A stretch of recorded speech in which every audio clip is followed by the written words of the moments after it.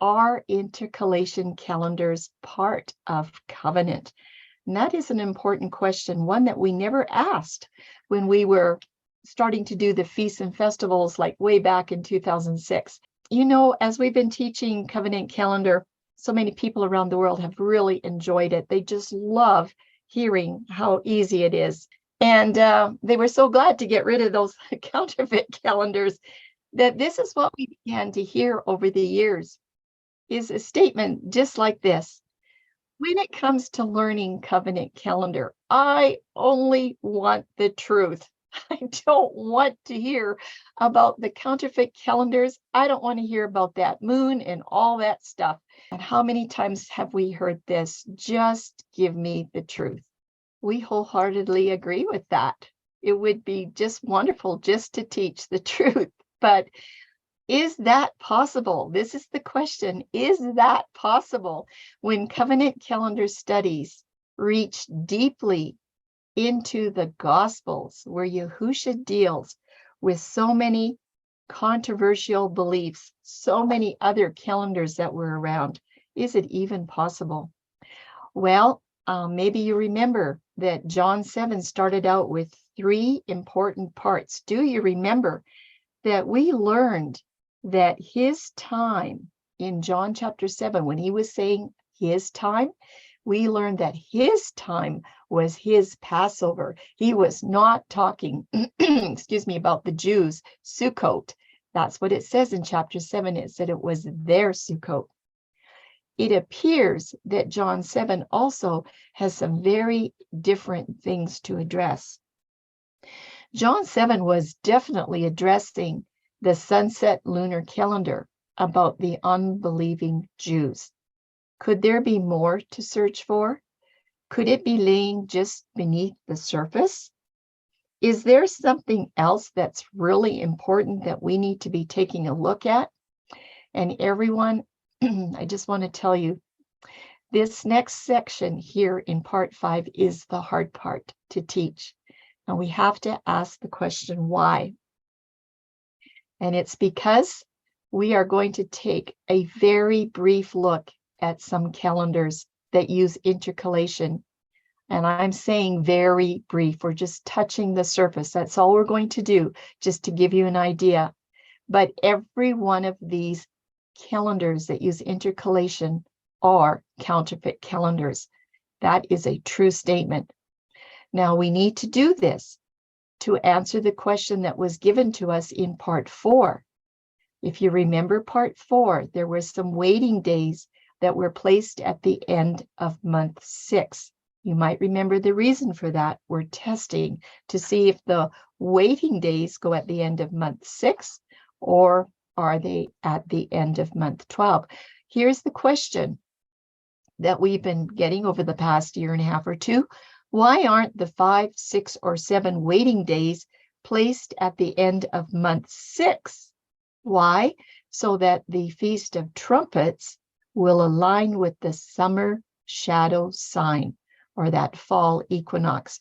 Remember, we're talking about that shadow sign is the last day of summer, or it is the Teshuvah. It is the time when the sun is halfway through its circuit and it's making the Teshuvah and it's coming back around, okay, to finish its circuit. Well, there are 2 ways to be fooled, at least. One is to believe what isn't true, and the other is to refuse to believe what is true. You can get fooled both those ways. This is an important slide, everyone, because if you cannot discern and believe Yahuwah's true covenant calendar from the Torah, you know what? You could be deceived to believe in one of the counterfeit calendars that look like they are true, but they are not. And there's a whole bunch of them to choose from. There's hundreds of them.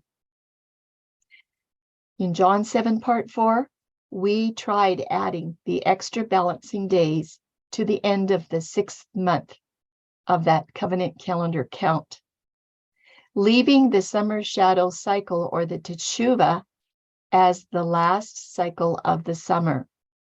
we left it separate from the Feast of Trumpets. When we tried that, this decision advanced the covenant calendar 7th month feast dates. It advanced them 7 days later. It pushed the dates for Sukkot 7 days later. So let's do a little review of this 7th month count when the balancing days were added at the end of month 6, just in case some of you are new, or maybe in case you don't quite remember. So there's 2 calendars here, and we're using the Roman October so that you can see what's happening maybe a little bit easier. The covenant Sukkot dates, starting at the time that we say that covenant calendar begins in the first month, will land at October 3, will be the first day of Sukkot, and October 10th would be the last day of Sukkot. So those are your 8 days of that last feast. When we added in those 6 extra calculated days, or actually it's 7, this is what you'll find. The 10th day of October becomes the first day of Sukkot. You can see that brown arrow there, and it's going right through the red part. That is the lunar Sukkot of the Jews. Okay, when you work it all out to the lunar timing, the 17th day of October would be the last day of Sukkot. So just take a look here. We've got the 15th in that blue shape. That was the midst of the week that Yahusha showed up in the lunar feast. He didn't get there on time. He didn't get there on the 12th. He showed up at the middle of their feast. It turns out to be a Shabbat. And the 20th, that has the hexagon, is the last great day of the lunar feast. And that's when he stood up and cried out with a loud voice to come to him, that he was the water of life. But very interesting, on the 19th of October, that happened to be the first day of the 8th month on the covenant calendar. So the 19th and the 20th, very interesting timing here, okay? Something else to think about on this review. We can just bring up the rest of the slide there, Tim. Because Yahusha was traveling to Jerusalem, and he did not arrive until the middle of the lunar Sukkot, remember that's the 15th. Here's the question: why did he not choose to arrive on time to attend the intercalated first adjusted Sukkot Shabbat? I'm talking about October 10th. Since it is so close to the lunar Sukkot anyway, what would have been his reason to not go up on time for the Sukkot on October 10th, if that was indeed covenant Sukkot at Jerusalem? And something else to think about. With the intercalation, it definitely appears as if Yahusha has intended to honor the lunar Sukkot. However, we know that covenant calendar has no lunar connections in Torah or the rest of Scripture. So, another question: is it possible for our Messiah to endanger his covenant by endorsing a full counterfeit lunar festival? This question is so important. Tim, I'm just going to let you go over this question again, and because it leads into the next slide. I want people to focus on what's happening on this slide. Is it possible that Yahusha would appear to observe the lunar calendar and to be associated with it? What would that appearance do to his witness to the covenant calendar? We have to think about this. When it says that he went up in the midst of their feast, where was he? We have to understand where he was. His sandals are walking out his example, and we need to pay attention to what that example was. So we're going to look at John 7:14. It records here, about the middle of the feast, Yahusha went up into the temple and taught. About the middle of the feast, Yahusha went up. If he was already there, because the intercalated calendar would have him there, why is it that John records Yahusha went up? If he was already there upon intercalation, where did he go? Why did he went up into the temple and taught? Why would that be recorded if he was already there? If Yahusha was already there at the Lunar Sukkot, according to the intercalation dates, then why did John record he went up? Again, repetition helps us think. Where did he go if he was already there? Remember that intercalation would have landed him already there. Yet John says he went up. Where was he? Yes, and don't forget that asking questions is one of the best ways to understand calendar. You have to ask questions. You have to think about these things. So this is a little bit of a review here on this slide.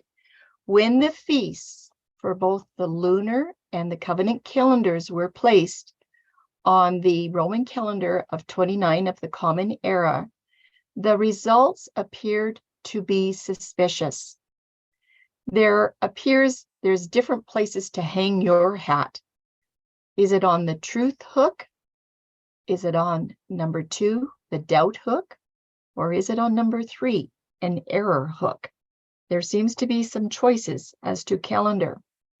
Well, what are the choices for only these 2 hooks? We're only going to talk about 2 right now. A question for the truth hook and the error hook. For the truth hook, the question is, the waiting days are calculated according to covenant calendar guidelines found in Torah and the gospel ministry of Yahusha. Is that true? And for the error hook, the waiting days follow patterns found in the counterfeit calendars. Do they? And if they do, what are the patterns? Like what? Well, we narrowed the choice down to the doubt hook in part 4. We said it looks like it's the doubt hook where these counterfeit calendars are hanging their hat. So what is this hook of doubt? Where is the scripture for a change of pattern? A change of pattern. Is it not declared in Amos 3:7? Surely Yahuwah your Elohim will do nothing, but he revealeth his secret unto his servants, the prophets. By this verse, should we expect a change of pattern to be established, to be written, to be told to us? If that change of pattern if it exists, where is it? Why have we not found it? This is something we can hang on the hook of doubt. Where is that information that we supposedly should have, that there was a change in the pattern? Where are we told that this intercalation must be used? In order to find the full truth in the scriptures, a diligent search must be made, line upon line and precept upon precept. Read that in Isaiah 28, verse 10. This hook of doubt can include partial teachings that appear to be truth, but they are not. Partial teaching that appear to be truth, but they are not. How often do you read partial teachings? People want to give you a very, very quick answer. Here it is. Here's a short paragraph. Here's 10 words. What about the other 10 pages that are supposed to accompany it, that have the complete information? Do we accept partial teachings? Do we accept quick answers? In part 5, the theory to move the waiting days to the end of the 6th covenant calendar month hangs on a doubt hook very securely. What is it? Well, this hook of doubt We're calling it intercalation. It is so called because logical reasoning is used to implement intercalation like this. The Abib feast count begins in the first month, the day after the winter shadow sign. So this intercalation is now dovetailing with what some people feel, that we have to have Feast of Trumpets landing according to that summer shadow sign, okay? This is the doubt hook. They're saying, shouldn't the Feast of Trumpets also begin the day after the summer shadow sign, just like the pattern in the spring? Well, you know what, everybody? It sure sounds good. And it's pretty convincing if you listen to them. But wait, we started out with this frequently asked question. Why is it that nearly every festival calendar that is used to count the set apart appointments must incorporate intercalation somewhere? Let me say that again. Why is it that nearly every festival calendar used to count the set apart appointments from the Torah must incorporate intercalation somewhere? Perhaps there should be a preview of some of these calendars. That's what we're going to do today. Now, there are three basic categories that we're going to consider that use intercalation. The Gregorian calendar intercalates a leap day every 4 years, but we're not going to be studying that in this study today. Number two, lunar-based calendars intercalate a leap month about every 3 years. And point number three, Dead Sea Scroll calendars intercalate a leap week every 7 years. We're talking about Enoch, Zadok, and Essene. So the question is, why does the everlasting blood ratified covenant calendar not follow this pattern? And Tim, do you want to say something about that death penalty that was there on the slide? Yes, I do. What is it? Why is it called a blood ratified covenant calendar? If we remember, at Mount Sinai, the proposal was given, it was accepted. The 70 elders sealed the covenant with the meal on the mount. But just before that meal, there was a sprinkling of blood. What is it about the blood? If the covenant was to be broken, that blood signified that there had to be a shedding of blood. There had to be death upon the breaking of this covenant. That's how serious this covenant is. It's a blood ratified covenant calendar. Why calendar? Because when the Hebrew nation was brought out of Mitzrayim, the incredible precision and accuracy of timing that Moshe used under the instruction of Yahuwah to bring them out of Mitzrayim, that's the calendar that was sealed in the covenant at Mount Sinai. That's what the blood ratification was all about.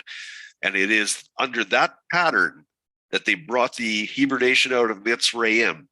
It's under that pattern that was established starting Genesis 1:1 right to Exodus 24:11. That calendar pattern is what we are speaking about today, a blood ratified covenant calendar. So what about this question? It's another important question. Can calendars that use intercalation ever be in covenant with Torah? Will these intercalation calendars hang around the hook of doubt? Is that where they're going to hang around? Because there's lots of them out there. What does intercalation mean? Pretty fancy word, whole bunch of letters. What does it mean? Intercalation, or embolism in timekeeping, is the insertion of a leap day, leap week, or leap month, if you will, or just maybe a week or a month, however you want to term it. These will be inserted into some calendar years to make the calendar follow the seasons or moon phases.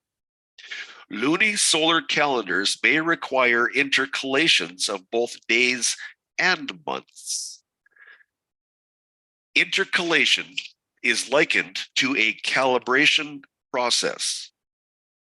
When a calendar is not correctly fulfilling the seasonal appointments, both physically and most importantly, spiritually, it must then be recalibrated so it can continue for a term. That term will be judged by man to operate within man's acceptable erroneous state of failure.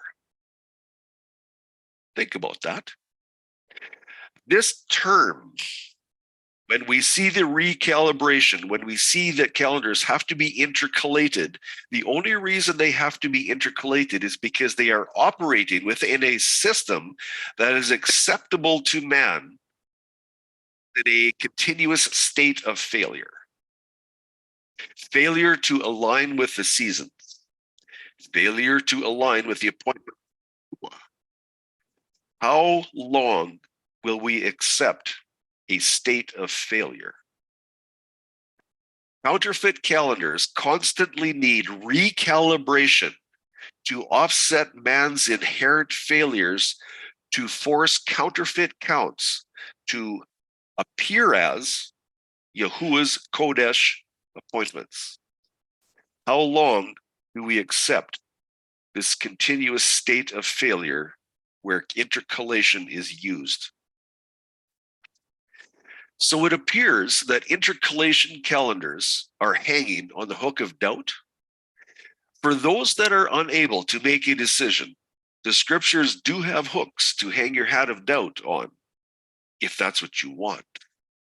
If you don't want to make the decision, you have the provision to doubt. So where is intercalation found? Intercalation is found in every festal calendar that uses the moon. How can these calendars be identified? And what about the calendars that say, oh, we don't use the moon? We don't use the moon. No moon with us. Have you ever looked at their fine print? Have you ever searched for the moon in the fine print? We're going to be looking at a little bit of that coming up. Well, the Gregorian calendar is a civil calendar that all of us have to live on. We function every day by that Gregorian calendar for civil appointments of our life, for deadlines, for contracts, and all kinds of things. And it does have to intercalate a leap day every 4 years so that our seasons stay where they're supposed to stay. So we have also had people say, well, you can't be using the Roman Gregorian calendar. You know, you're not supposed to use that. Yes, you do, everyone. Yahusha had to live by it, and so do we. Right now, we function. Otherwise, you aren't going to know when you get to your dental appointment. You're going to have that appointment waiting for you if you are going to give them the dates on a festal calendar. But anyway, all of the other calendars are intercalary festival calendars that use or recognize their defeated moon in one form or another. We just need to get that one thing straight. Now, these moon-based calendars are generally listed as, and these are just general categories, just doing generalities of some of the most popular, because there's no way we could do every single one of them in one teaching, but it's just to give you an idea. Listed as luni-solar or lunar Shabbat calendars. There's two different distinctions there. We're going to look at a little bit of that. And also the Dead Sea calendars of Enoch, Zadok, and Essene. There's many variations. There's not just 3. There's variations in between all of them. And these are from the Dead Sea Scrolls. We're going to expose some information on that as well. So let's go ahead and take a look. Why is it, again, that every intercalation festal calendar uses the moon? And did you know that? Of course, we know that the lunar calendars use the moon and the lunar Shabbat ones, but what about those Dead Sea Scroll calendars? And this question, does the enemy have an agenda to twist Yahuwah's perfect circuit pattern, to alter the pattern of the Kodesh festal schedule. Is the enemy in on this? Does he want to mix everybody up with all this calendar confusion? Another question, is the moon part of that twisted agenda? Has the enemy convinced the majority of people that his twisted agenda is in the scriptures? Or have you heard this? Oh no, it's in the book of Enoch, it's in the book of Jasher, it's in the book of Jubilees. You have to have those books as well. We are hearing that a lot now. Amos 3:7, surely Yahuwah, our Elohim, will do nothing, but he reveals his secret unto his servants, the prophets. Where in the scriptures does Yahuwah declare the moon is part of his festal calendar? I'd like to take that back. Where in the Torah does he declare it? And I'm going to take it back another step. Where in the covenant Torah pages from Genesis 1 to Exodus 24:11 does Yahuwah declare that the moon is part of his festal calendar? Or another question is, did he simply forget to reveal the moon secret to his people? Maybe he forgot. Maybe we didn't get the memo. What about these other festal calendars? You know, when the scriptures expose counterfeit festal calendars, it is the duty of Yahuwah's covenant calendar to expose the deceptions. You'll find that linked to Ephesians 5:11. Tim, tell us about that. What? What about a reminder of the command in Ephesians 5:11? And have no fellowship with the unfruitful works of darkness, but rather reprove them. In other words, expose this darkness. And we read in Isaiah 58:1. What does it say there? Cry aloud. No, we're not supposed to whisper. Open your voice and speak for Yahuwah. Also, Romans 13, verse 12. The night is far spent. The day is at hand. Let us therefore cast off the works of darkness and let us put on the armor of light. So everyone, let's go snooping on the internet to see what we can find. Do you know why we're going to go snooping on the internet? Because that's what everybody else does.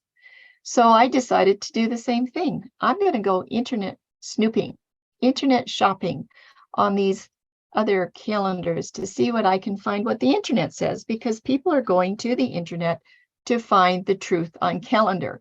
And we've been saying for a long time, that's not really the place to shop. So we're going to look at the Sacred Year of Israel, one of the most popular calendars out there. And this is what you'll find on the internet. If you ask the question, what calendar does Israel use? It will say, the Jewish calendar, derived from the ancient Hebrew calendar, has remained unchanged since about AD 900.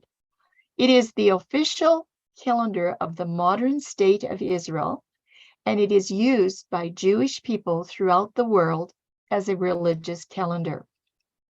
And my question is, this might be true since 900 Common Era, but what happened before that?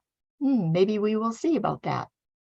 Another question, do Jews have different calendars? The Jewish calendar is lunisolar. For example, it is regulated by the positions of both the moon and the sun. It consists usually of 12 alternating lunar months of either 29 or 30 days each. And then there's this exception for Heshvan and Kislev, which sometimes those months have either 29 or 30 days. They can switch back and forth. And that's going to total to 353 or 354 or 355 days per year, if you're looking at the lunar cycles.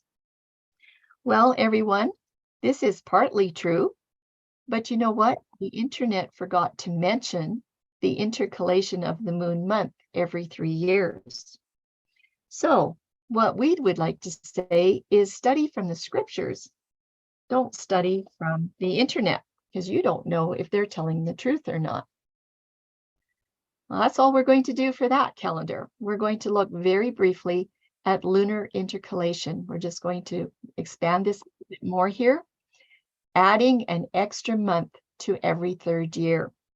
You see that box up there at the top that says Noah with question marks? Tim, do you want to give us a little explanation about Noah?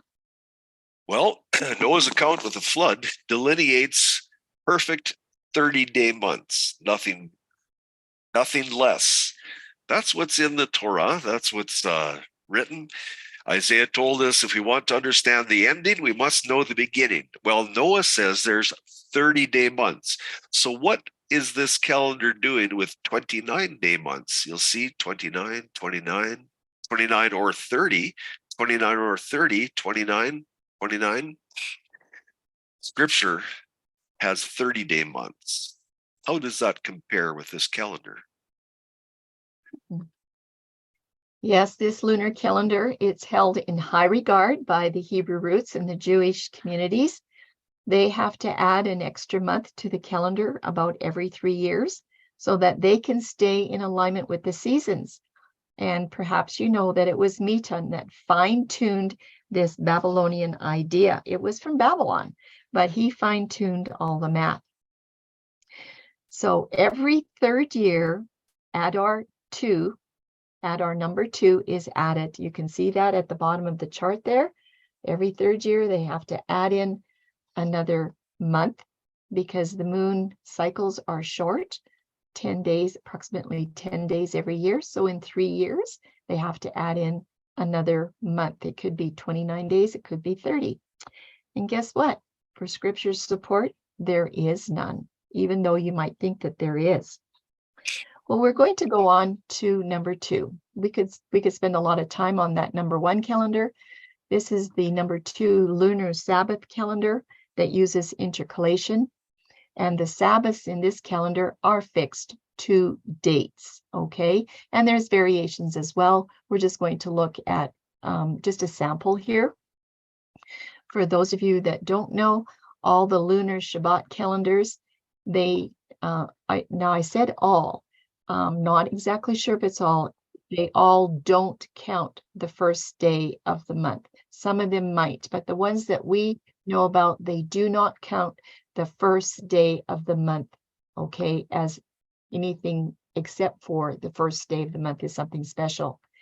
But they do fix the weekly Shabbats to the 8th, the 15th, the 22nd, and the 29th cycles of the lunar month, coinciding with those 4 main lunar phases.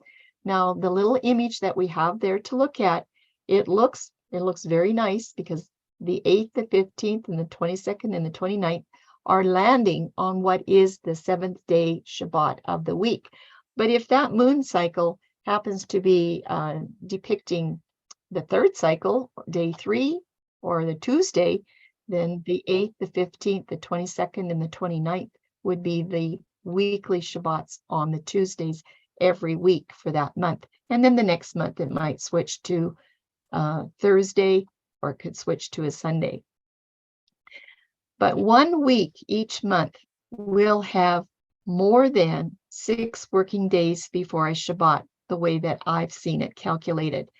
I do remember that the 4th commandment says work 6 days, rest the 7th. So we're a little bit lacking here with our keeping of the 4th commandment. And also what we have found, because there's many variations in the lunar Shabbat, some are using the conjunction moon, which is the dark moon.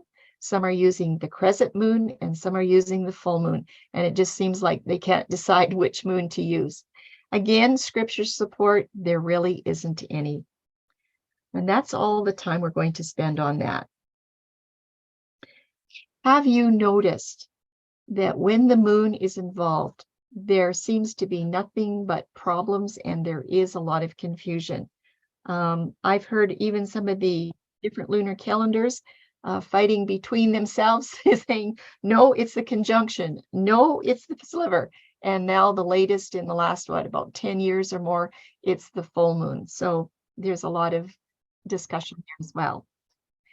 In this next section, we will examine the Dead Sea Scroll calendars. These are considered solar calendars. They're not considered lunar. And all of them intercalate extra days during the year. They also intercalate an extra week when necessary. There are differences among even these major similarities. You're going to find differences. They're not all the same. There's lots of differences. So we're just going to look at a few examples in this section, and we're also going to expose the lunar component. And everyone, this is the hard part of this study in part 5, is looking at all these counterfeit calendars, because we know all too well that people don't want to hear, they don't want to hear about counterfeit calendars. They just want to hear the truth. But the truth is that you will not be able to understand the calendar of Yahusha in the Gospels if you don't know what's going on with counterfeit calendars in the back door on that hook of doubt. So we went internet snooping again here, and first one we're going to look at is the Zadok priestly calendar. And that's the question: what is the Zadok priestly calendar? The answer is from the internet. The Zadok priestly calendar uses the Torah, the prophets, and the New Testament in collaboration with Enoch, Jubilees, and other documents found in the Dead Sea Scrolls, recorded in great detail by the sons of Zadok, who they say were the descendants of Aaron, who was the high priest. This allows the Moedim to never fall on a weekly Shabbat, confirmed with David's 52 Sabbath Psalms, and that is all found in the Dead Sea Scrolls. Months are based on the counting of the Kodesh, the Hebrew word that they use for month, using the sun. Look what everybody, there's that moon, okay, using the sun, the moon, and the stars as a guiding witness.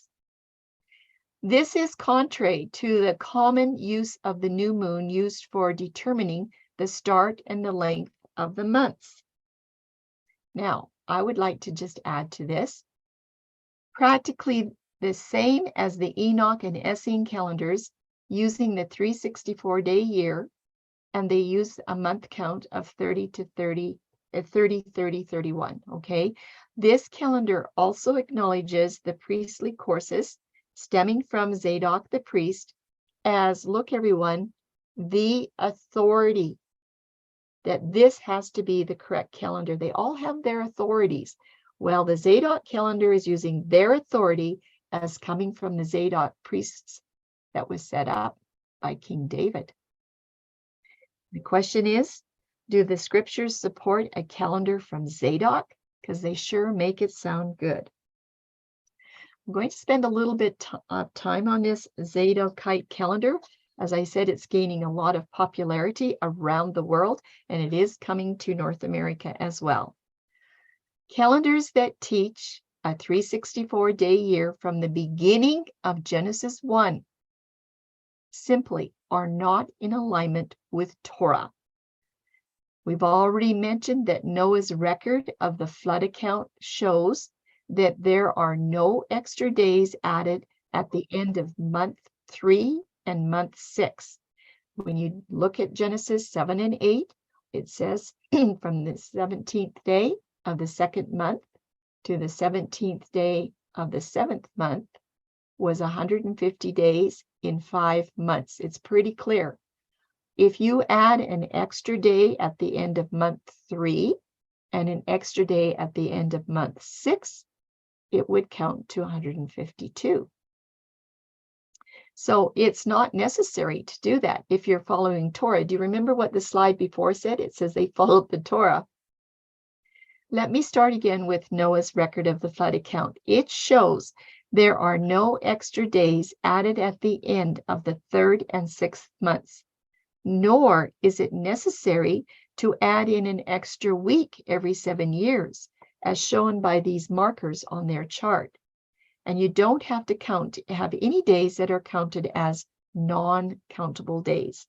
Lots of times you'll hear, well, it is a day, but you don't count it. We're just going to go on.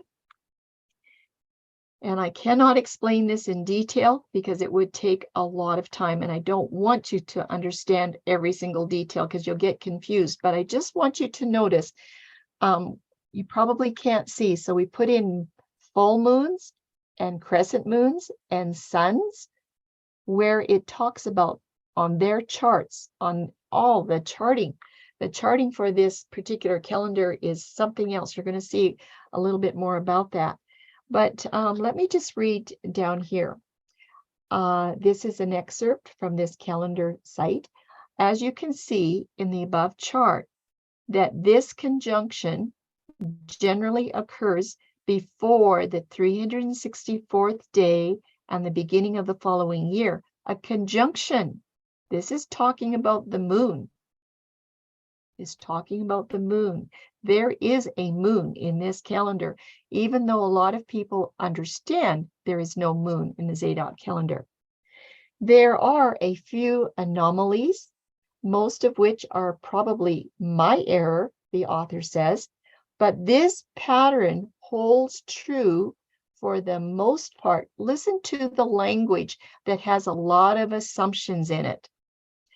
On years that intercalation is required, the conjunction of the setting of the sun and the moon in the same location happens after the 364th day. However, when a week is added, it reverts back to being before the start of the year. Well, don't tell me that those are easy instructions. But what does the author have to say about after you read that much? We're just going to go on to the next slide. And Tim, I'd like you to read that next slide.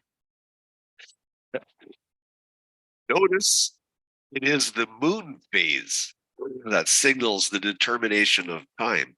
If you read in this box over here, remember, this is a calendar that professes no moon for us. We do not go by the moon, no moon. Read this box. Notice that the full moon falls within 7 days after the end of the 364-day cycle, signaling the need to intercalate. So a week has been added to take us to 3/6/2686. This is done a little while ago. The moon signals the need, yet they declare that no moon for us. We do not operate by the moon. We don't determine time by the moon. But yet here gives us a fully different message. It is the moon that signals for intercalation. Interesting. We see that moon for time. Now, everyone, I'm going to spend a little extra time on this particular one because this calendar is gaining popularity very, very quickly. And I do believe a lot of people are being deceived, okay, because they don't know how to search out the confusion. They have no idea where to start, and it is confusing. Well, after the author had described 2 other methods of intercalation, he settles on method 3. I want you to listen to what he says. We can see that in the first year, the moon falls on the first day of the year. The second year, the moon, just listen for how much moon is in this. It falls on the 20th. The third year, the 10th. The fourth year, the 1st. Fifth year, the 20th. Sixth year, the 10th. And the 7th year, it lands again on the 1st. Does that sound easy? You better be counting all those years. And so he says it develops a pattern. Well, guess what? We like patterns as well. There's all kinds of patterns in the scripture, and you can trust patterns, okay, if the pattern is aligning with Torah. But guess what? The enemy wants to show you a pattern as well. It develops a pattern of 1-20-10, 1-20-10. One pattern for the full moon dates. You can see it on the chart there. and if you want this information, I'll send it to you so you can really study it out. The pattern for the new moon is the 17th, the 1st, the 7th, and the 27th, and so on. If we intercalate on the very first year of every sabbatical cycle, the pattern actually shifts between two patterns. Oh, now there's two patterns. This happens pretty much without fail and also keeps us within a week of the spring equinox. What is harder to determine is when the additional year of intercalation that has to happen on or around the 28th year must take place. Did you see what he said? What is harder to determine is when the additional year of intercalation that has to happen on or around the 28th year must take place. Does Yahuwah do anything that is confusing or harder? Or did he say, my yoke is easy and my burden is light? Since we are only given 4 years of full moon dates and 3 years of new moon dates, he says we have to do a little interpolation. But the moon is pretty consistent, running on that 19-year Metonic cycle. And he said knowing this is helpful indeed, because once we isolate the patterns, there's that word, once we isolate the patterns, we can determine with a fair amount of accuracy the years into the past or the future when the lunar phases will actually land. Did you see what he said? A fair amount of accuracy. And this is from Torah is Light. Go ahead, Tim. How often do you read a fair amount of accuracy in the Torah? Covenant calendar is so exact. It's so easy. Yeah. Well, that's not all. He has a whole lot more to say. We are still testing this pattern to see if it holds true. Everyone, we're almost finished the 6,000 years of history, and they're still testing the pattern, still wondering if they've got it right. What is interesting is that for the 2020, the moon actually sets in the same place within 3 degrees as the sun on the 24th of March, further supporting Enoch. Now, remember, this is the Zadokite calendar, but he's talking about Enoch. They use the terms almost interchangeably, but they are different calendars, okay? Supporting Enoch and the possible need to intercalate for that year. This method does have some problems, as they all do, but it definitely holds closer to the recorded information that we have in the scrolls than the other methods do. Now, that he's talking about the first 2 methods in his paper. And he goes on to say, I realize that these are not the majority views concerning intercalation. However, look what he says. One cannot simply disregard the moon or the stars when looking at the calendar. So that moon is all over the place. These heavenly bodies were given for signs. He said that he's saying that the moon and the stars are given for signs, appointed times, days and years. Well, what does the lunar calendar say? They say the same thing.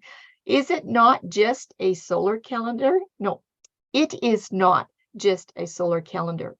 And I personally believe, after spending a great deal of time with this, Enoch is absolutely correct when he says the moon brings on all the years exactly, that their stations may come neither 2 forwards nor 2 backwards a single day, but that the years may be changed with correct precision. And it goes on. Regardless, this calendar definitely appears, that's an assumption word, it definitely appears to be established primarily, what? Upon the word of Yah, and then confirmed by the witnesses, not the other way around. And that pattern makes the most logical sense to me from a scriptural standpoint. Everyone, how much did you see of Torah being quoted? How much of the scriptures was quoted? We heard about the moon, we heard about Enoch, we heard about all kinds of things. And this whole paper really doesn't have anything with Torah in it. All alignments aside, there are still several issues regarding intercalation. What? That have not been made clear? And we're supposed to be keeping Yah's appointed times by this calendar? He says, unfortunately, there is no published record of how the Zadok priests actually intercalated, or if they even did so, for that matter. Well, there's no records because they didn't do it. Therefore, understanding how this affects the priestly courses and the beginning of the year, he says, is no easy task. And here's the last sentence of his paper. So for now, we are simply waiting on Yahuwah to provide an answer. And then he concludes by saying this. This calendar was accepted by casting lots. And he said that was good enough for him. Question, everybody, would that be good enough for you? You can't really understand it, just cast a lot, and you think that Yahuwah is going to give you the right lot? Really? Just cast a lot. The enemy could be involved in that. Zadok intercalation, adding an extra week to the year. The Zadok calendar, along with several of the other Dead Sea Scroll calendars, they have to add an extra week to their calendars every 7 years to stay in alignment or to recalibrate with their seasons, because they're only counting 364 days. So after 6 to 7 years, they've got to do something with those days. They have to add them in. Scripture support, we have not found anything, nothing to support this. Well, that's enough of the Zadok calendar. How about some internet snooping with the Enoch calendar? Let's see what the internet has to say. The Enoch calendar is an ancient calendar described in the pseudo-pedagraphical Book of Enoch. It divided the year into 4 seasons of exactly 13 weeks. Zadok is saying the same thing. Each season consisted of 2 30-day months, and then there was a 31-day month that followed, with the 31st day ending the season, so that Enoch's year consisted of exactly 364 days. And Zadok does the same, and so does Essene. The Enoch calendar was purportedly given to Enoch. Oh, look, everyone. Look at the authority by Angel Uriel. 4 named days inserted as the 31st day of every 3rd month were named instead of numbered, which placed them outside of the numbering. The Book of Enoch gives the count of 2,912 days for 8 years, which, everyone, divides exactly to 364 days per year. This specifically excludes any periodic intercalations. And I just found it interesting that this particular internet site didn't say anything about a 7-day intercalation every 7 years. They didn't say anything on the internet. So scripture study is not from Enoch. Do not recommend that. Of course, the internet's not going to have any Torah scriptures. But now we come to a very interesting chart. Tim, take it away. This is an interesting chart, all right. It has a lot of things to say. I want to bring attention down here to this blue box that just come up. Day 364, the last day of the Enoch calendar. Day 365 is not counted. How many things did Yahuwah make that are not accountable? What is it that makes day 365 not counted? Where do we find that instruction in the scripture? Oh, do not count this day. It is not in your calendar, Moshe. Why do we not find that? Now we go here. The new year, day 1, is the spring equinox. Why is it that Moshe makes this statement absolutely false? New Year's Day is not the spring equinox. New Year Day is the day after the spring equinox. That is by scriptural example. Day 1 of the new 364-day account is also the 4th day of the new 7-day Enoch week. Really, why is the new day or the New Year Day always on the 4th day of the week? Day 1, the new 364-day count. Why isn't that found in Scripture? Why is this unique to Enoch? If Enoch got his authority from Torah, why is the authority applied to Enoch? I want you to come up to this square here. I believe this is coming up. Yes. These words written here, we expanded them so we could read. The sun commands the year. The moon has nothing to do with the year's calculation. Really, this is not what we have read.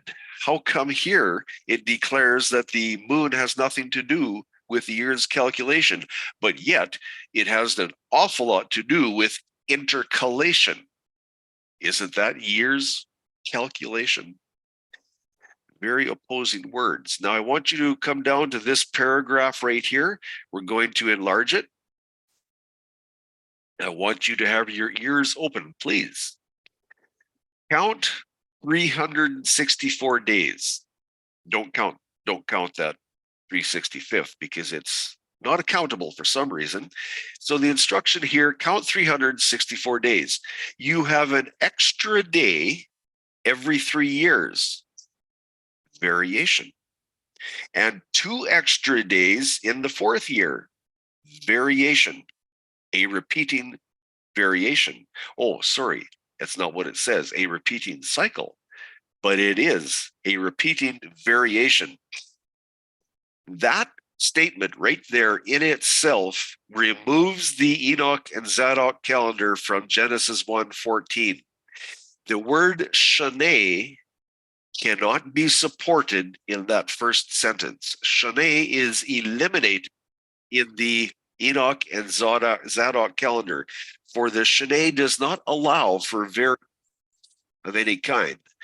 The Shane year is determined by the Teshuvah turning shadow, the Teshuvah, which is the celestial identities that complete their circuit and they make a turning, and that turning is identified by the shadow. That shadow determines when the year ends. It also determines the next day, which is the new year.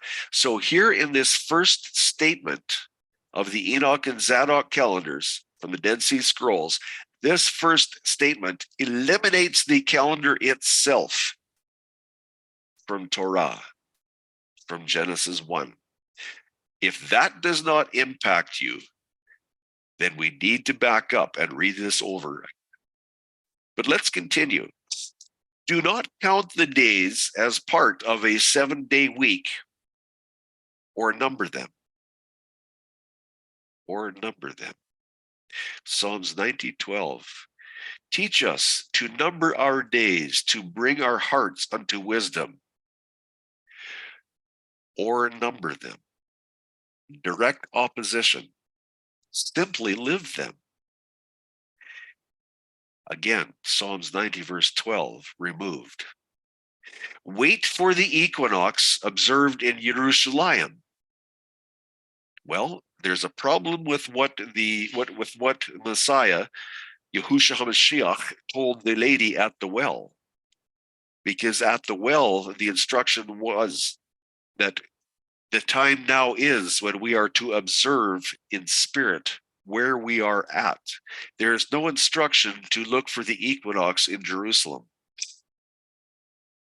Moving on. The equinox is the first day of the new 364-day count. Again, that's not scriptural. There's documentation in the scriptures that refutes this statement clearly, solidly, and profoundly. Moving forward, it is the fourth day of the 7-day week, not the Wednesday of the Roman or Jewish calendar. A little bit confusing statement. The fourth day is unique to Enoch. Think about that for a bit. The fourth day is unique to Enoch, separate from the Torah, separate from Yahuwah's word. This one belongs to Enoch. And celebrating the creation of light on the fourth day of creation week. Very interesting statement, because on the fourth day of the creation week, there was no creating done. That word bara, to create, is not seen on the fourth day of creation. It's not even close to being seen on the fourth day of creation. There was something else that happened on the fourth day of creation. So this statement right here, the fourth day is unique to Enoch. Yes, absolutely it is, because it's got nothing to do with scripture. And it celebrates the creation of light on the fourth day of creation week. I do not know what kingdom that this was coming from, but it's certainly not from our earth, not according to Genesis 1. The Enoch day begins at sunrise. I hope you read that. The Enoch day begins at sunrise. Well, what was it that the angel, who we later on know as Yahusha, what were the words that he told Yaakov when he was wrestling with him?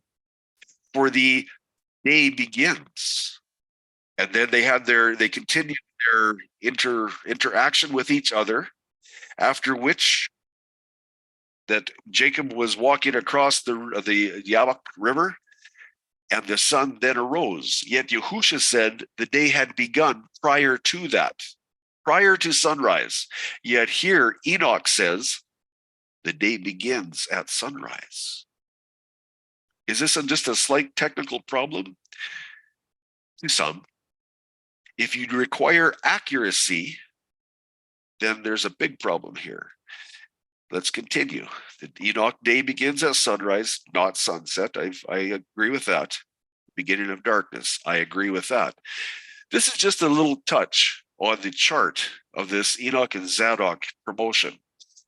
Do you find alignment with Torah? If not, there is some reckoning that needs to be done. For there is no scripture support here. None, zero. Enoch Zadok intercalation. Calendar expert John Pratt wrote that the Enoch calendar has been criticized as hopelessly primitive because with only 364 days, it would get out of sync with the seasons so quickly. In only 25 years, the seasons would arrive an entire month early. Does that sound like a state of failure acceptable to man? Continuing, such a gross discrepancy, however, merely indicates a gross discrepancy. That is what happens. It is a gross discrepancy. However, merely indicates that the method of intercalation has been omitted.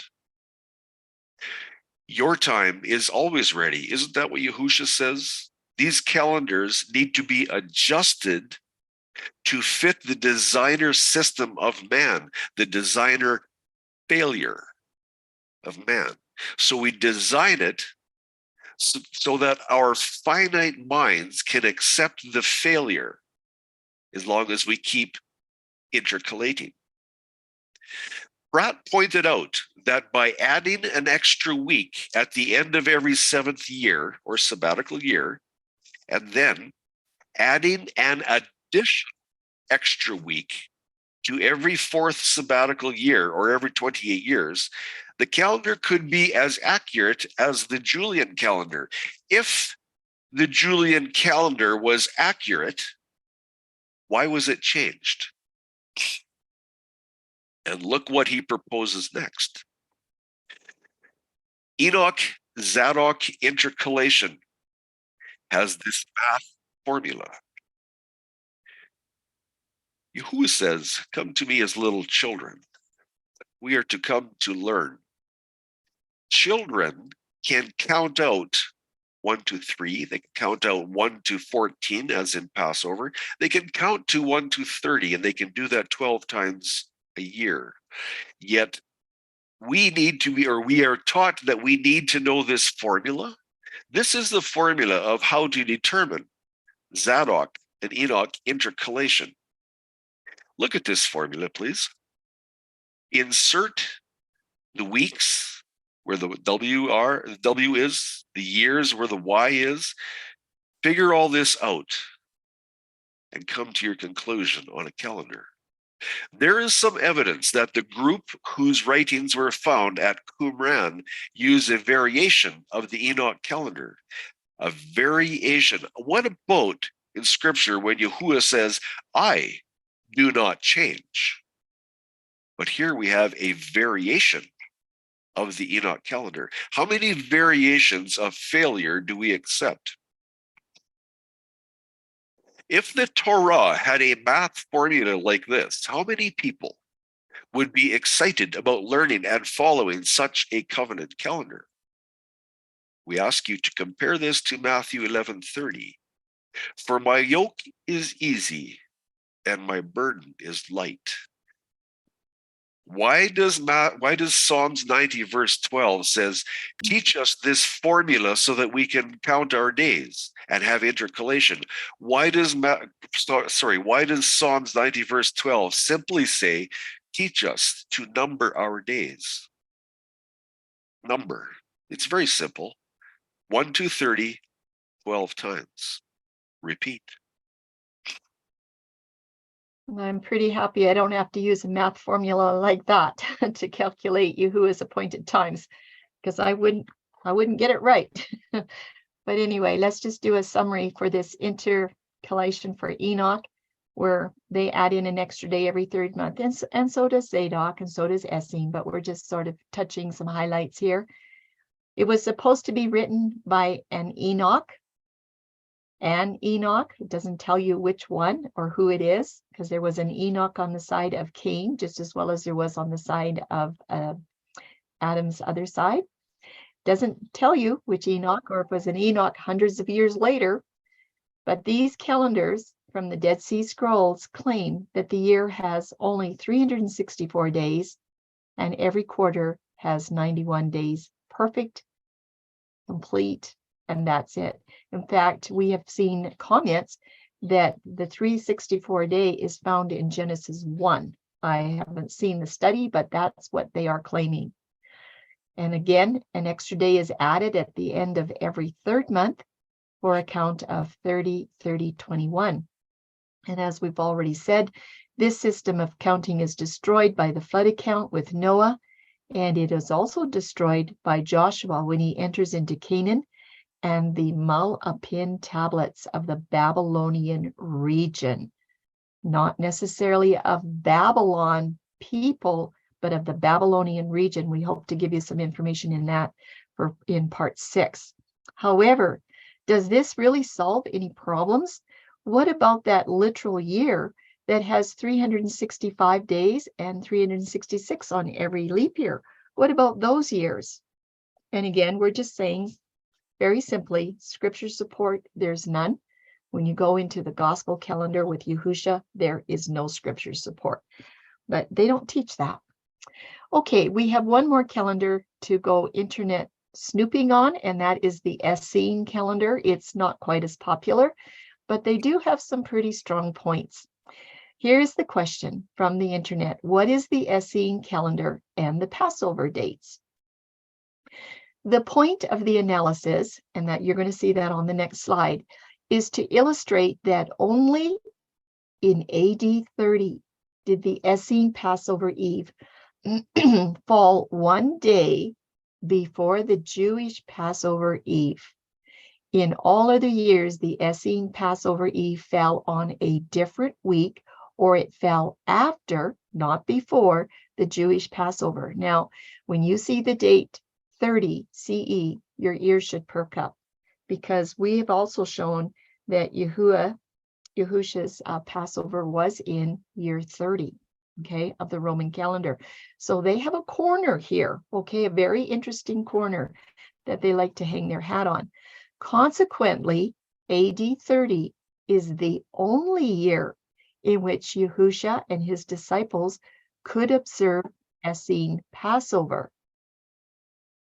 Exactly one day before the Jews and the Pharisees, etc., before they observed the Jewish Passover, and hence AD 30 is the only year in which Yahusha could both observe Passover in the upper room and then himself be the Passover, sacrificial Passover lamb of Yahuwah the following day on the Jewish Passover.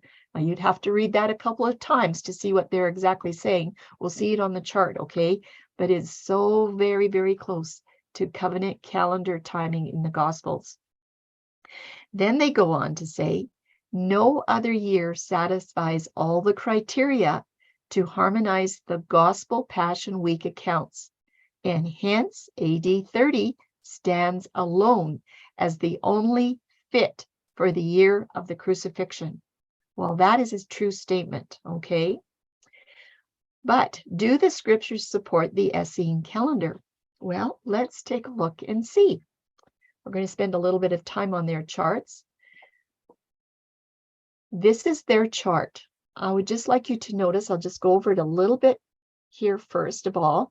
They have the Jerusalem vernal equinox, and underneath that heading, they have Julian dates and they have Essene dates. So the Julian dates are for the equinox. When you go down the table, all those lines from AD 26 all the way to 35, you can see the vernal equinox dates are around March 22, and there are some at 23.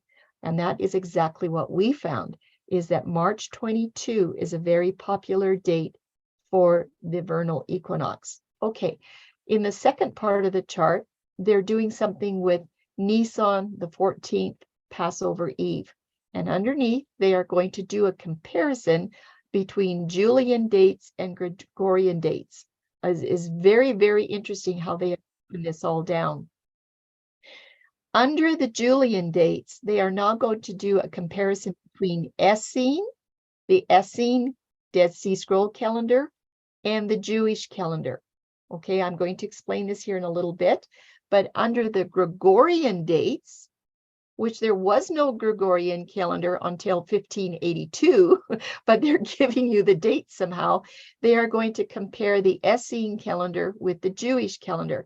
So they've done a lot of extensive work here.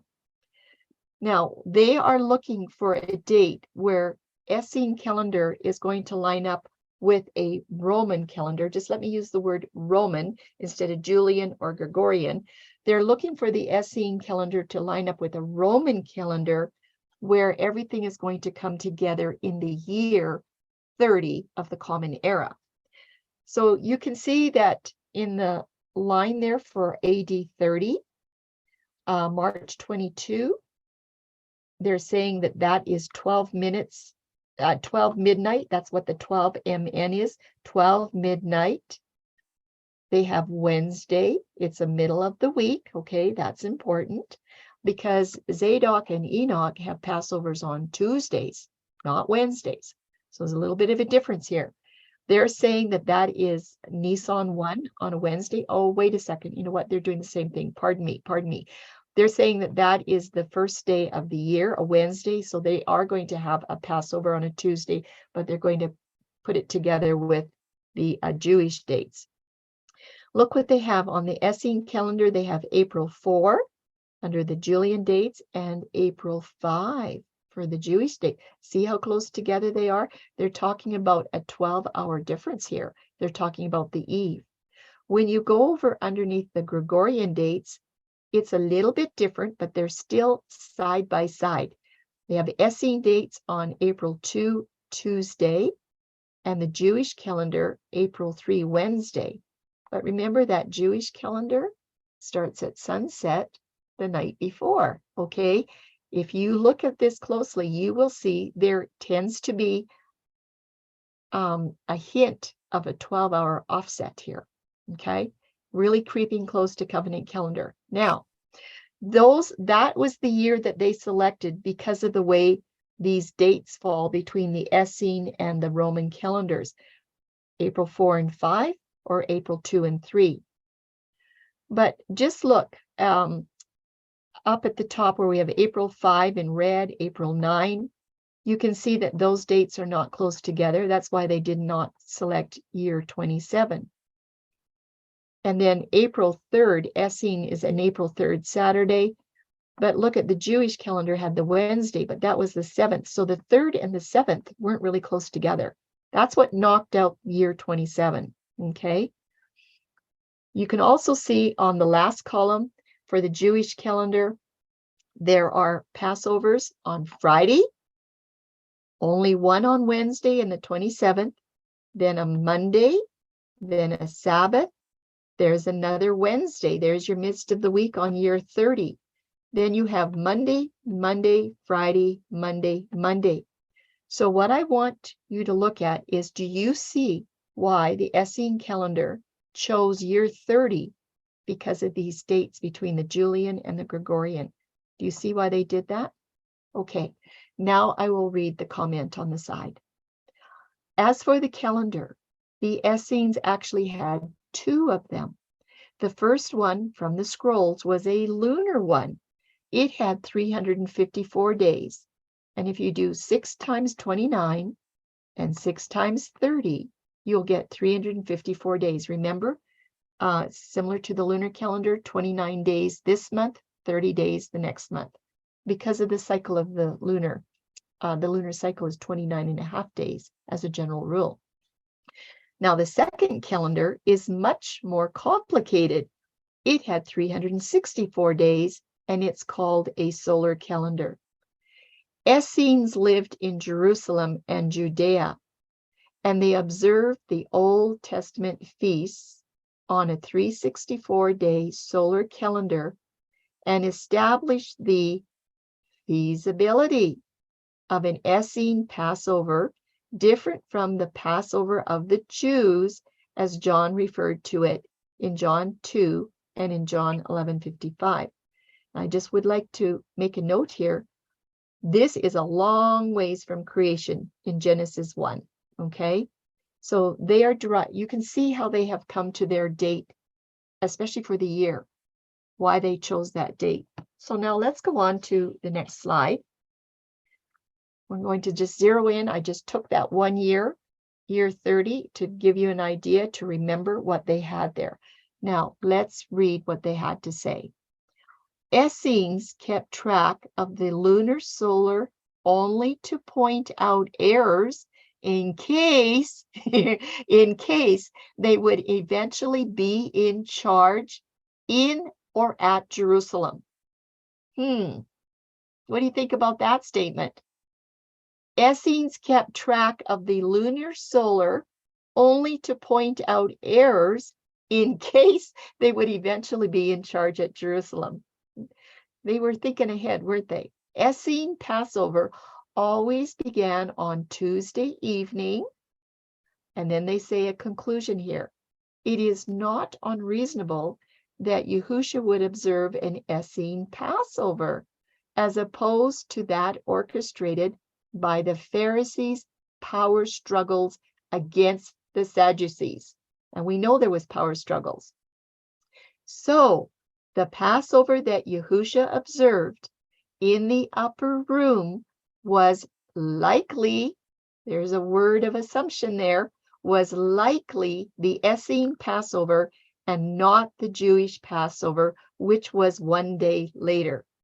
Do you see some serious problems with this information? Okay, so they're saying that Essene Passover, Yahusha observed it on Tuesday evening. Okay, so that's going to correspond to the Jewish, because they would start their Passover on sunset the night before and have their Passover day on April 5. Okay, now they did give you Gregorian dates. I don't really know that we can really use them, but it's interesting that both of the Julian and the Gregorians both have a Wednesday in them.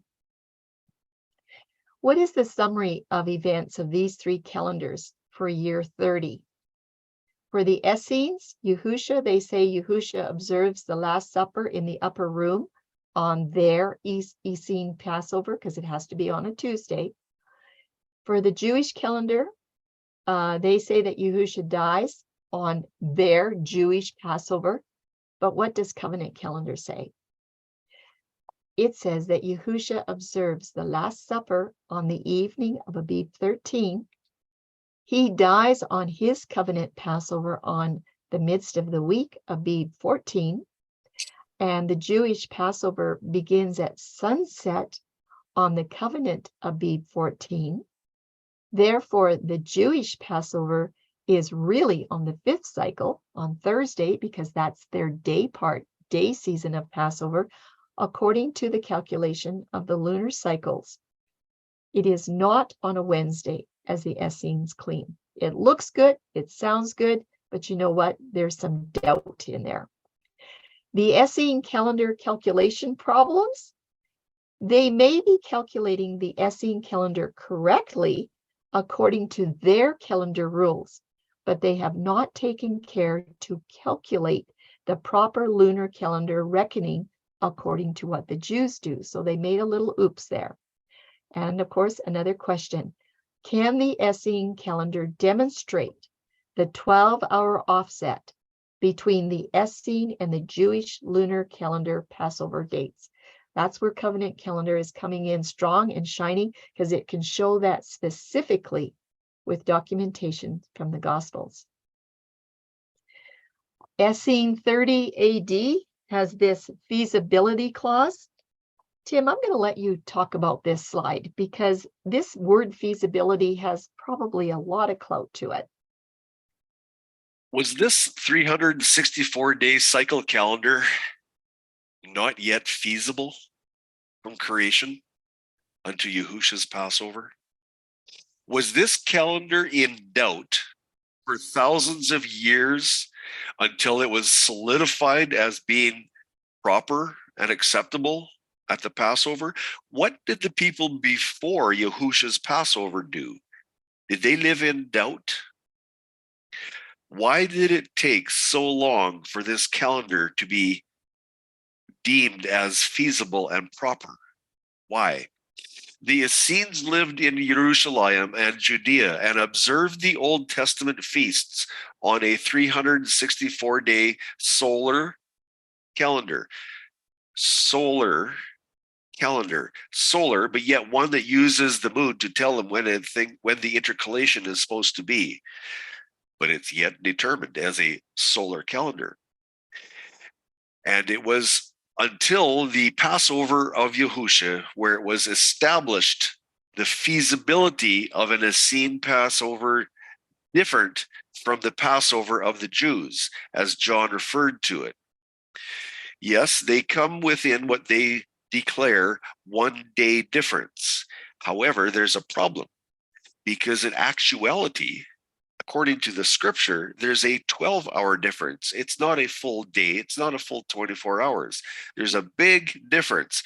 Small technicality, huge difference. We need to remember, this is a long ways from creation in Genesis 1. Why did it take so long for this calendar, to be verified as feasible? Evidently, Essenes do not believe Yahusha was slain from the foundation of the earth. They had to wait until the crucifixion for validation of the Mashiach and their calendar. I wonder what Moshe would think of that. Here's another interesting one. This is taken from the information, the moon and the bolad.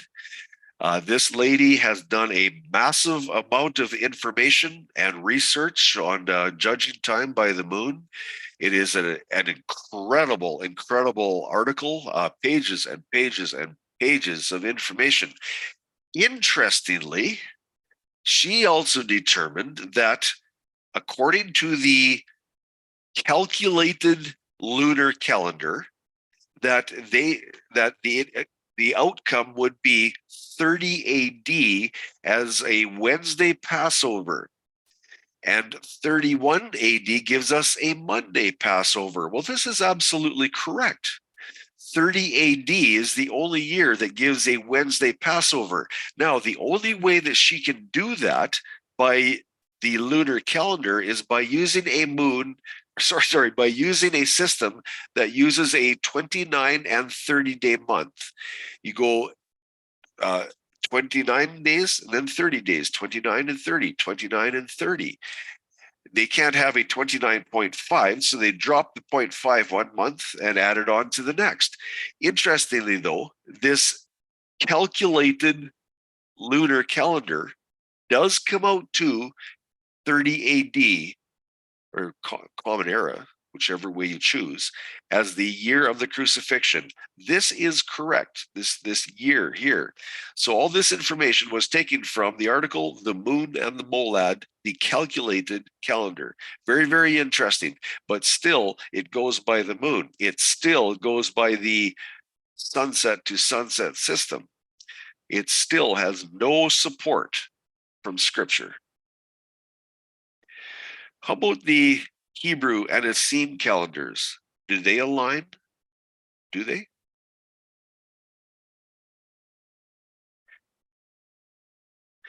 Well, let's just do a little summary of these 3 Dead Sea Scroll calendars. We started out with Zadok, we went to Enoch, and we finished with the Essene. We just want to do a simple comparison. And this is just a very simple comparison. There's probably a lot more detail, but under Zadok, it uses the Zadok priesthood operating under King David as its authority. Okay, you're looking for authority here. Some believe the Zadok priests were the same as the Melki-Tzedek priesthood that is in operation today. That's where they get their strong point, is that they say that the Zadok priests were Melchizedek priests. And people like to hear that. They don't know how to search it out, but it sounds good. And I think that's one of the reasons why so many are gravitating towards Zadok, okay? Enoch uses its authority as Angel Uriel and also attempts to link back to the Enoch in the line of Seth. But there is an Enoch under the line of Cain. And then there's Enochs all the way down the line. But there's a lot of confusion there. They don't really tell you, you know. You need to look at the other side as well. So they're using their authority from an angel. No mention of that angel in Torah or the scriptures. Now, the Essene calendar, they're using their authority as having the correct year of Yahusha's death in 30 of the Common Era. And they're using a careful, detailed comparison from both the Julian and the Gregorian calendar dates. You know, I think that if the Zadok and the Enoch people really did take a look at the Essenes, they would have to say, you know, they have a corner on something over there. But Essene is not as popular, but there are people that say that has to be the right calendar. And they say that Yahusha actually was on that calendar. So all 3 of them do a month count of 30 days, and then 31. They all 3 have this 360 days in a year. All 3 of them have to intercalate 1 week every 7 years. Intercalation, and remember what we read, there was a lot about the moon, okay? Even though it's not front and center all the time, there's a lot of lunar language in these calendars. Each calendar boasts of having a higher authority, yet all 3 calendars have more similarities than differences. Now, these 3, the most popular of these 3, start their year on the midst of the week on a Wednesday. But there is one more thing to consider that is also coming out very strong. One more item that we want to consider about Enoch's calendar, because it does something a little bit different. You'll find this as well. We're going to drag you through it. Yes, we are. Go ahead, Tim. Okay. Pull your boots on. Let's go. We're going to go through this word for word. The book of Enoch describes in detail a solar calendar of 364 days. Never mind the moon that causes the intercalation, but it's a solar calendar. And it's called the Enoch calendar in my work, the author says. In order to average 365 2.42 days, it intercalates entire leap weeks when needed to have the year begin on the first Sunday on or after spring equinox. Does the word designer come to mind there? In order to tie the equinox year to the seasons of the sun, does that tell us that there's a failure to align with the seasons? A failure, an acceptable erroneous state. My model of that calendar has been described in an earlier article, including a proposed implementation of Enoch's requirement that the intercalation should also have the year begin near a what? A new moon. Really?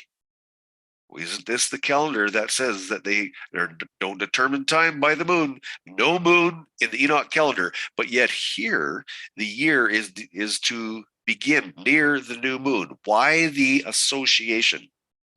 Intercalation scheme.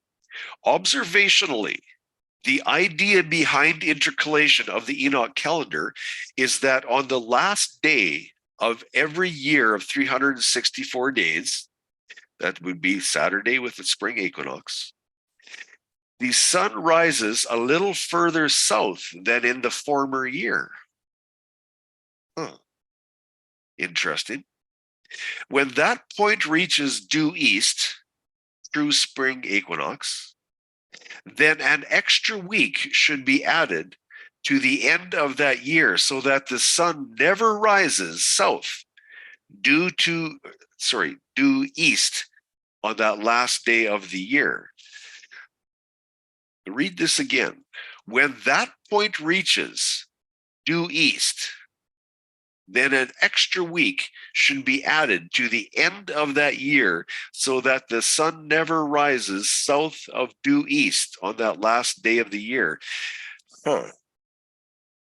Intercalation, so that things line up one more time, so that the permanent state of failure appears to be corrected for a turn. Continuing on. The intercalation method stated in the book of Enoch is not simply to always insert that leap week so that the true equinox occurs on or after a Saturday, but instead to also consider what? The phase of the moon, when there is a choice between intercalating or not. One should pick the year in which the moon is nearest the new moon phase, both before and after the intercalation. Seems that that moon gets fairly important. How can that be achieved?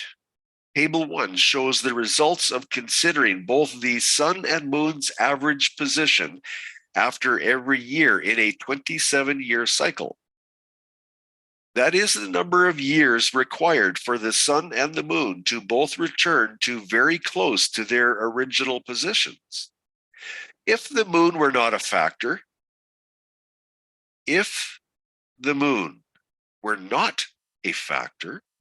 then the table would be very simple and result in the spring equinox day falling on a Saturday, 20th of March to Saturday, 26th of March, a 7-day minimum spread of dates. But on some of those dates, the moon will be full rather than new. The book of Enoch is saying that it is more important to consider the moon's position too, which results in about a 16-day spread in equinox dates, which spans dates from Saturday 16 of March to Saturday 31 of March. a 16-day spread in equinox dates. It seems like there's a problem here. How is it that that equinox spreads out over different dates? Is it the shadow that's wrong? Or is it something that has been determined by man? Should we go back to consider the moon's position? In the length column of table 1, the leap years are shown in red as being 371 days long rather than 364 days long. The leap week is the last week of the late winter, just before spring equinox. The earliest solar date of the cycle, as indicated by the date being shown in the red in the delta sun column, is the 4th year. That column shows how much each year lowers or raises the equinox date. Yet Yahuwah says that he has no variation. He does not change. Here it declares that the dates change for the equinox. Interesting. And it will change from those cycles. Let me read that sentence again so we can get it correct. That column shows how much each year lowers or raises the equinox date from the beginning of the cycle. A common year lowers the solar position by 1.24 days, and a leap year raises the date by 5.76 days. Minus 1.24 plus 7. Remember that. We need to keep that so we can calculate our time. Similarly, the change in the phase of the moon is shown in the next column, delta moon, with the 000 phase at the beginning indicating a new moon. The length of the lunar cycle is 29.53 days when you don't take into scripture, when you ignore Yahuwah's outline of a completed cycle.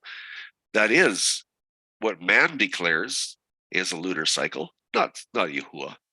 But continuing on here, a 364-day year increases the phase by 9.63 days, as shown in year 1 of the table, which change can also be thought of as decreasing the phase by 19.90 days, or 29.53 to 9.63. Certainly good information we need to understand. As shown in the column for year 2. The high and low points of the moon's phase are shown in red in that column, indicating that the new year avoids falling near a full moon, phase 14.77, by at least 2 days, as desired. The result of this method confirms that it is indeed hard to serve 2 masters. I'll reserve my comment there. The price paid for aligning with the moon so that the Enoch calendar may coincide more often with the Hebrew calendar is that the discrepancy between the spring equinox holy day from the true equinox day. Very interesting. Let me read that again. From between the spring equinox holy day from the true equinox day, seems there's a difference here that we need to understand. What is that difference? Continuing on, is more than doubled from 7 to 16 days. This demonstrates how important these alignments are between different sacred calendars. Woo-wee! I hope everybody got this straight, because when I go to Covenant Calendar, I put a stick in the ground. I observe the shadow. Next day is New Year's Day. I count 1 to 14. I got Passover. 1 to 15 is unleavened bread Sabbath. At 30 is the end of end of the first month. Then I count 30 over again. Count and do that 12 times. I don't have to worry about all this 0.77 days, 0.903 days added to minus 1.24 plus 7. And wow. Sorry covenant calendar is simple. It's made for those who will number their days instead of looking to identities that we are warned not to look at. Deuteronomy tells us very, very clearly that we are not to determine times by the celestial identities. We are to look to the light. Ye are children of the light, ye are not of darkness. Look to the light. A shadow on the ground is a degree of light. If we remember Hezekiah's sundial incident, it is the shadow that was moved 10 degrees. It is the shadow that determined time. It is the shadow that had absolute authority. The shadow is light. Look to the light. Ye are children of the light. We are not children of the moon. So what changes their calendar or the Teshuvah shadow? Is it their own designing? How they want the system, the calendar to be laid out according to them? When they intercalate, it's simply redesigning, recalibrating to allow the erroneous state to continue as acceptable by whoever deems it. Yahuwah does not intercalate. He does not have a system that goes out of sync with the seasons. Everything that Yahuwah made is absolutely perfect, far beyond human comprehension. Yahuwah does not use intercalation. He does not need it, nor does he accept it.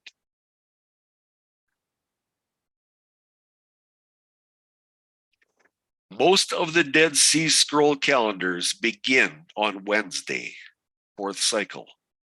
This variety starts on Sunday, the 1st cycle. So which calendar of confusion would you choose? Calendars of confusion. These Dead Sea Scroll calendars change the structure of Yahuwah's worship calendar through using intercalation. When we try and use intercalation into Yahuwah's 360-day worship calendar, we mess it up. We throw it out of sync. We install man's idea of an acceptable erroneous state into Yahuwah's perfect calendar. But this is not the only problem. It is the problem that we must reconcile with right now. We need to choose which calendar we are going to operate under. Why? Because the time is near. The bride of Yahusha will not be operating on an intercalated calendar. The bride of Yahusha, Bethula, Revelation 12:1, has 12 stars on her head. They represent a 30-day month in all of the year, or in all 12 months of the year. There is no intercalation needed. There is no moon to determine when intercalation must be. Bethula, the bride of Yahusha, has the moon below her feet. No, she's not standing on it as a platform of faith. That moon is below her feet. It's in a position of vanquished authority. It is in a position of absolute defeat. That moon determines nothing in the calendar of Yahuwah. There is no intercalation, period. The Gregorian calendar waiting days after the 360-day count do not change the structure of Yahuwah's Kodesh 360-day worship festal calendar or schedule. That 360-day worship festal calendar has been fully intact since Genesis 1:1. It does not change. Yahuwah says he does not change. There is no variation. We need to accept that intercalation is not from Yahuwah. And we need to accept that he does not accept intercalation. So far, a fair amount of calendar information has been examined. In part 6 of John 7, we will determine if this chapter holds another key for our understanding. John 7 is completely, continuously astounds us to the importance of calendar. John 7 is absolutely phenomenal. I hope you have enjoyed this study. If you have any questions, ask us at questions@studythecalendar.com. Thank you for your time, and I hope you were blessed by this, and I hope you look forward to part 6 because it's going to be very revealing in the information that's being brought out there too. Thank you, and Shabbat Shalom.